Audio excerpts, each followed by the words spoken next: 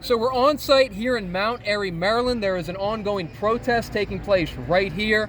I wanted to stop by and talk with this gentleman. He was waving a thankful Jewish Americans for Trump sign, and I wanted to pick his brain about that just a little bit. So good to meet you, Levi Trumbull, as I let you know. What was your name again? Sam Rosenbloom. And nice to meet you. So talk to me a little bit about what your purpose is for coming out here today and holding this sign. Do you want to tell me a little bit about what accomplishments you think the 45th president, Donald Trump, had for the Jewish community?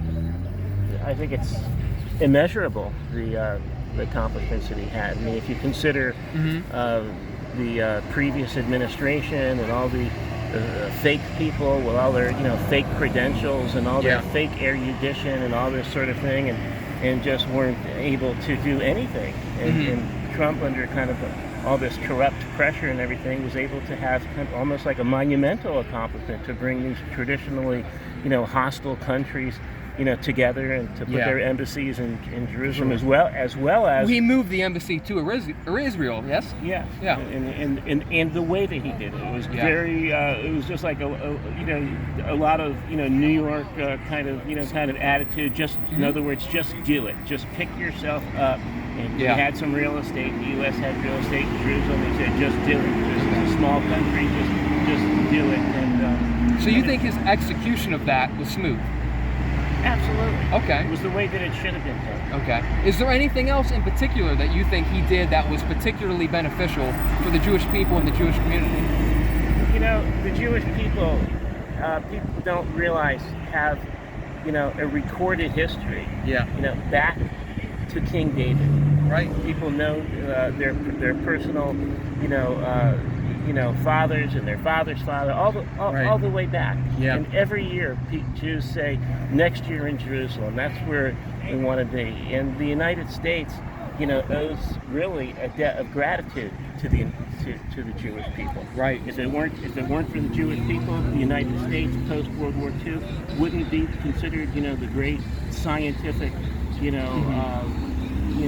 powerhouse that it is. Here's another thing that he did that I just thought of right here, and I don't know if you remember this specifically, but do you remember, I believe the year was 2018, when Donald Trump, he signed an order to have it was like a 100-year-old former Nazi deported back to Germany. Do you remember that story?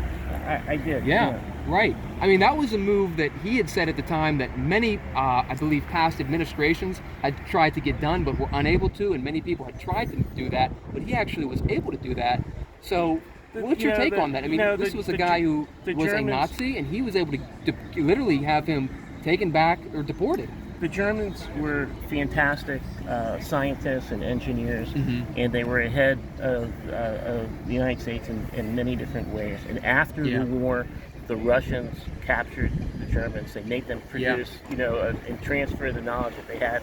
And then afterwards, they sent them to where they should be, which was they executed them. The United States made heroes out of mass murderers. Because they had technical proficiency. I mean, Werner von Braun, was literally a mass murderer. He killed thousands and thousands of people who were, starved to death, who had to, carve out, tunnels out of granite, so they could protect, the rockets that they were making and so forth. But he was, a person that was, he was technically, a high-level person. He should have been essentially executed, but we made heroes out of him. So, Trump did the right thing. He found these people, and he said, you're out. You're out of the country. You're not in America anymore. And we should have done that with all the Nazis in this country. Sadly, we didn't. So here's something I want to ask you. It seemed that Benjamin Netanyahu and Donald Trump, the Prime Minister of Israel, they had a very cordial and working relationship. How was it from your perspective? What did you think of that relationship that these two leaders had? That's what I think. I agree with you. I mean, you think it went well? I think Netanyahu he honored Trump, which was very, very, very unusual. Yeah. He honored him. He named a piece of territory after him and so forth. I mean, I don't think you can put a value on that. Right. Okay, so we've talked a little bit about the accomplishments, why you think Trump was good for the Jewish community. So what particularly brings you out here today? Like, is your message just to get this message across to people, to voice that opinion? What brings you out here today specifically to hold this sign and to voice this opinion? You know, even Jewish people are divided, and especially non-Jewish people, don't really recognize, what the accomplishments that Trump did for the Jewish people. Jewish people have always been vulnerable. Jewish people have always been persecuted, and you have to give credit where credit is due. Jewish people are now strong. They defend themselves, and I think the banner says it all.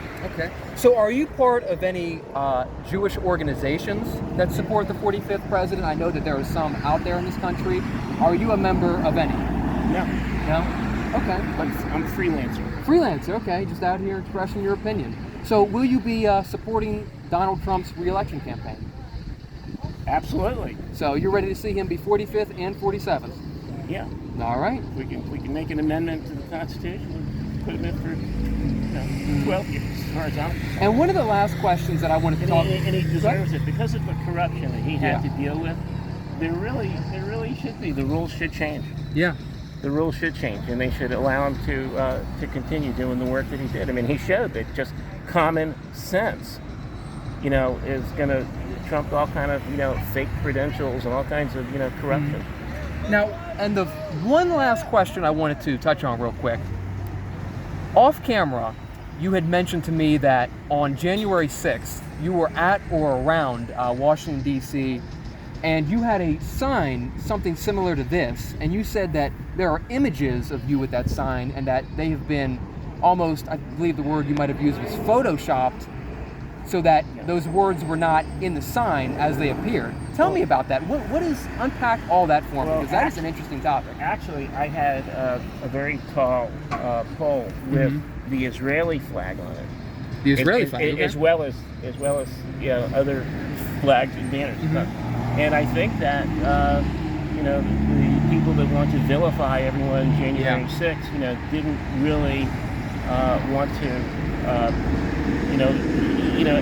add Israel into it as well.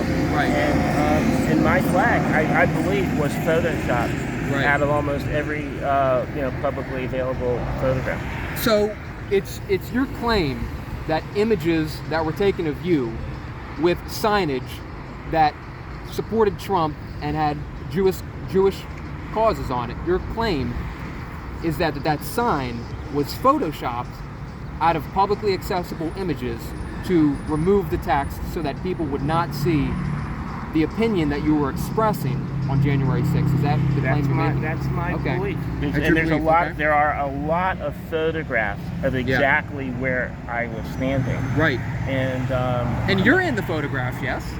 Yeah. And your sign is, but your claim is that the text is missing from that. There was a large crowd of people. Right, there is. There was, yeah. And I had my flags on a 20-foot paint extension pole, so it was pretty high up. So it was pretty high up. Correct. And I had two flags waving, and it was a very windy day. The flags were standing out, and so it's like, well, where is it? I have found one photograph of it, one grainy photograph of me, but there are like hundreds of photographs of people that day, and I just it just doesn't look right to you. Correct. Okay. Well, thank you very much for taking your time to do this interview. It was a pleasure to meet you. It was a pleasure to pick your brain and to be able to drag out of you a little bit your reasoning for being here today and your reason for coming out and expressing your First Amendment, that is to display political signs and get your message out there. So thank you very much. I appreciate it. Thank you. Thank you.